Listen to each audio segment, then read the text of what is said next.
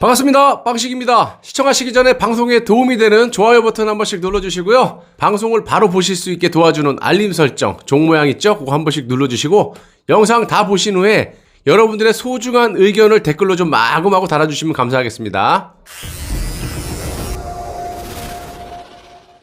여러분, 전국에 3,400개가 넘는 파리바게뜨 사장님들이 들고 일어날 판입니다. 다 들고 일어나야 돼요. 어쩔 수가 없어요. 당연히 민주노총 때문이죠. 저는 파리바게뜨 거의 전문가죠.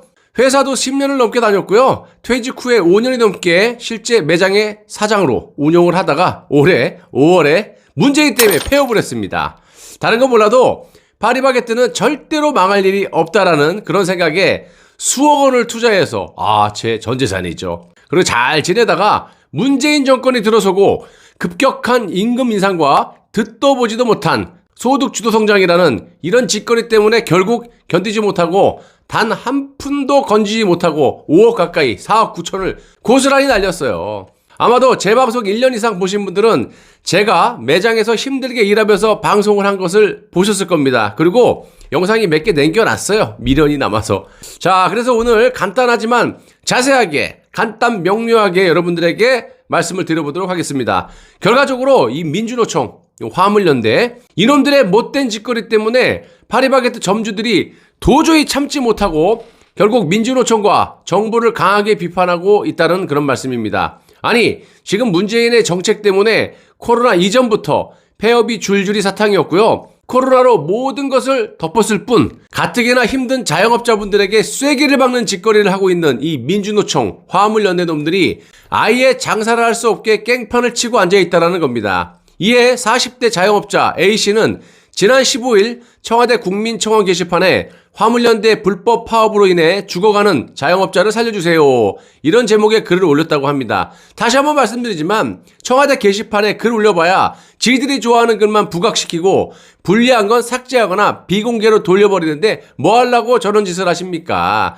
글 올리신 분을 무시하는 게 아니라 차라리 그냥 길거리 투쟁이 낫다라고 봅니다. 아니면 저처럼 유튜브를 통해서 그냥 세상에 알리시던가. 아무튼 이분은 호남 지역에서 15년째 파리바게뜨를 운영해 오셨던 가맹 점주라고 합니다. 조선일보의 인터뷰 요청에도 좌표가 찍힐까봐 두렵다, 이렇게 말씀을 하셨는데 그 마음 이해합니다. 근데 저는 막 싸우잖아요. 보셨잖아요, 옛날에. 신상이 노출되면 민노총 깡패들이 피켓을 들고 가게 앞에 와갖고 설칠 것이 분명하고요. 결국 영업을 접어야 할 수 있다는 두려움 때문이 아니겠습니까? 저 아시죠, 예전에? 나 장사 안 해도 되니까 기어 올라면 기어와봐. 그리고 본사 애들 다 알잖아요. 내가 내 성격을 아니까, 스타일을 아니까 함부로 못 건드리잖아요. 폐업하려면 아예 내가 문 닫고 갈게 이것들아, 이런 스타일이기 때문에 막 못하는 거예요. 그런 건 좀 비정상적인 인간이 하는 짓이고 여러분들 일단 먹고 사셔야 되니까. 물론 저도 먹고 살아야 되는데 그렇게 했습니다. 나라가 있어야 빵을 팔지, 이런 각오로 제가 방송을 하지 않았었습니까? 또 장사도 열심히 했었어요. 이 동네에 계신 분들 저 열심히 한 거 아실 겁니다. 자, 그러니까 호남뿐이고 뭐고 민주노총이 이 나라를 이 꼴로 만든 것에 전부 분노를 하시고 들고 일어나야 한다는 말씀입니다. 민노총 조합원 다 털어봐야 100만 조금 넘고요. 그중에서 거의 대부분의 조합원들은요, 우리와 같은 선량한 분들이고 강속노조는 얼마 안 된다라는 거예요. 이것들이 그냥 335 모여다니면서 그냥 완타치로 그냥 쪼개던가, 이것들이 꼭 몰려가갖고 다구리를 친다니까, 이것들이. 이런 소수의 그냥 모질한 깡패들이 지들 잘 먹고 잘 살려고 여러분들을 재물 삼아서 설치는 거고요. 그러니까 지금이라도 늦지 않았으니까 저놈의 깡패들의 극악무도한 짓거리를 다시는 못하게끔 전 국민이 발딱 들고 일어나야 한다는 겁니다. 민주노총을 손봐야 한다는 핵심적인 이유가 있어요. 여러분들이 잘 몰라서 그렇지 이것들이 조용할 때는 그만한 이유가 있어요. 국민들의 고열을 안정적으로 지들이 원하는 만큼 빼먹고 있다라고 보시면 되는 것이고, 저렇게 난리를 지길 때는 지들이 원하는 것이 관철되지 않았기 때문에 억지를 쓰고 저러는 거예요. 한마디로 언제든지 지들 숲 틀리면 현재와 같이 코로나로 전 국민이, 특히 자영업자들이 길바닥에 나 앉던지 말던지 지들만 호의호식 자기들의 이익을 위해서는 저런 짓거리를 언제든지 할 수 있다라는 겁니다. 저도 파리바게뜨에 종사한 사용을만 무려 16년, 17년이 넘습니다.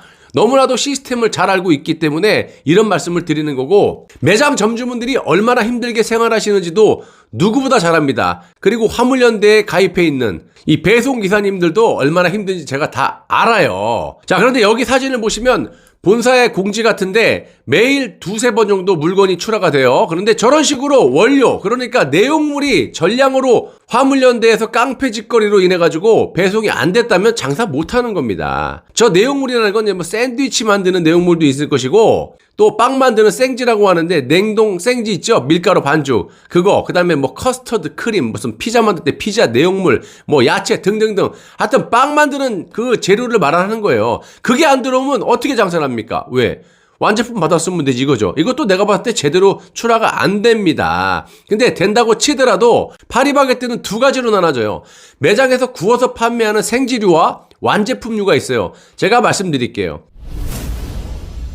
파리바게뜨나 뚜레쥬르도 마찬가지, 로고가 찍혀있는 비닐봉지 있죠? 흔히 말하는 찍찍이. 그런 봉투가 쌓여져 있는데, 예를 들면 단과자라고 단팥빵, 소보루빵 이런 것들이 있는데, 쉽게 여러분들이 본사에서 완제품은 오는 거냐, 매장에서 만드는 거냐를 알 수 있는 거는, 물론 패스츄리나 이런 것들은 이제 요즘에는 코로나 때문에 포장을 하지만 그러지 않을 경우에는 오픈되어 있잖아요. 근데 이게 포장이 되어 있는 경우도 있어요. 뭐 소보루빵, 단팥빵 이런 것들. 이런 것들 보시면 날짜가 찍힌 거는 본사에서 완제품은 오는 거라고 보시면 됩니다. 보통 식빵이라는 거 보시면 날짜가 찍혀 있죠. 그리고 제품 구성, 내용들, 내용물들 막상 설명이 돼 있잖아요. 근데 그것이 없고 그냥 파리바게뜨 로고만 있는 거. 쉽게 얘기하면 날짜가 안 찍혀 있는 포장되어 있는 제품들은 다 매장에서 만들어서 시켜서 포장을 한다고 보면 돼요. 이 완제품과 생지류로 크게 나눠져 있는데, 완제품은요 마진이 없어요. 거기에다가 각종 할인 카드라든지 적립을 해주게 되면 거의 남는 게 없어요. 여러분도 아시다시피 파리바게뜨를 비롯해서 프랜차이즈는 마진이 좀 적습니다. 그냥 일반 자영업하시는 분들보다.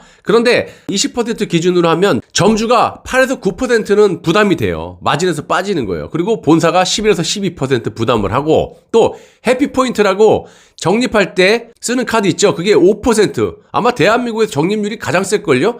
그 5%는 2.5, 2.5 나눠서 점주가 부담하고 본사가 부담을 해요. 그러니까 이것 빼고 차 떼고 뽀 떼고 그러면 제품 팔아봐야 남는 게 거의 없는 거예요. 그러니까 완제품 팔아갖고 저런 식으로 점포 부담을 하게 되면 남는 것이 거의 없다라고 보면 되는 거예요. 그렇기 때문에 생지류, 매장에서 직접 만들어서 파는 제품의 경우가 마진이 그나마 높다라는 건데, 솔직히 그것도 사장이 직접 구울 때 말이지, 제빵 기사도 노조 가입이 돼 있어갖고 허구한 날 난리를 지기는 것으로 알고 있고요. 제빵 기사의 월급도 등급별로 다릅니다. 무지하게 세요. 적게 빵을 만드는, 생산하는 그런 매장은 당연히 기사님들이 일이 적기 때문에 용역비가 쌉니다. 그래도 400만 원 가깝고요. 매출이 좋은 매장은 450, 500 그 이상이에요. 필요에 따라서 투맨, 2명의 기사, 3명의 기사가 필요한 매장도 있으니까 인건비가 장난이 아니에요. 알바비 얼마나 비쌉니까?